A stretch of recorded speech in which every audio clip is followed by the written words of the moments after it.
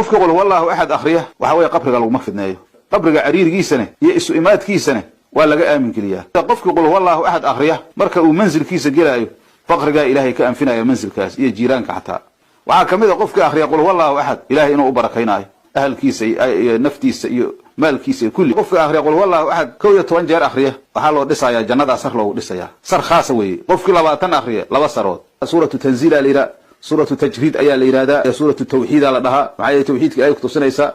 waxa lagu magacaabo suuratu najaat maxay qofka qaari ah oo akhriya naarta oo maartay xadiis soo aroortay ayuu ka koraa waxa la yiraahdaa suuratu wilaaya la dhahaa maxay qofka suuradan ku tacalluqa ilaahay wuxuu siinayaa subhanahu wa ta'ala wilaayo siinayaa waxa kale lagu magacaabaa suuratu nisba la yiraahdaa maxay rasuulka kaleey sallallahu alayhi wasallam sida aanu sheegi doono suuradaas oo nusulkeeda rasuulka ay waxay ku dhaheen unsub lana rabbaka rabbigaaga noo nisbay muxuu yahay muxuu ka sameeyay waxa say dhaheen سيادة أن سوق هذا دون سورة المعرفة اللي يرادا معايا سورة أن قفك فهمه إلهي وأقون سنة وفهم نبى فهمه سورة الجمال اللي يرادا معايا جمالك إلهي أي خطو سنة إيه جلالك على إلهي إنه كسف وبي صفة الكمال وكسف وبي ألا وكان زهاية هي نقائص وكان زهاية وعلى على سورة المقشقشة معناها وهوية ومد مركزي شرك بركة أيام منافق نمو وعلى إلى سورة المفردة أيا ليدا أما يحال لها سورة المعوذة وقفك قارئها وأخريها فتنت أدوية مدى أخريك كورنيسا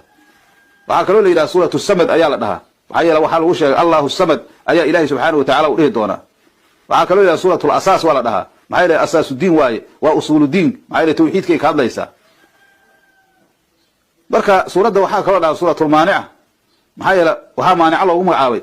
في النظر قبرك هي عذاب نارك أيا قفك دائمة أو قارئها وأخريها أو اعتقادية oo markaas ku dadaala ay ka mancinaysa waxa kale oo la yiraahdaa maartay suuratul muhtadara la dhahaa maxaa yeelay suuradan waxa weeye malaa'iktu soo xaadirta marka la akhriyo si ay u dhageysato weeye waxa kale oo la yiraahdaa suuratul munafira maxaa yeelay shayaadiintu marka la akhriyo waa ka cararaysa waxa kale oo la yiraahdaa suuratul baraa waa la dhahaa maxaa yeelay shirki ayay bari ka tahay maxaa yeelay ilaahay tawxiidkiisa ka hadlaysa waxa kale oo suuratul mudakira la dhahaa maxay la adoonka waxay xasuusinaysaa khaalis tawxiid khaalis oo baraxla waxa kale oo la yiraahdaa suuratul nuur la dhahaa maxay la qalbiga ruuxa akhriya ay nuuraysaa waxa kale oo suuratul insaan la dhahaa maxay la suuradan insaan kama maarmo ahadiis fara badan oo waxna sanadkoodu qariib yahay waxna oo maartay xasan yahay waxna saxiix badan ku soo arooray fadaaisha iska leedahay suuradan waxa kamid ah rasuulku alayhi salatu wasalam man arada an yanama ala firashihi fanama ala yaminihi thumma qara'a qul huwallahu ahad qofkii doonaya inuu jeefsado oo gogoshiisa oo ku jeefsado ee midigtiisa u jeefsado suuradan akhriya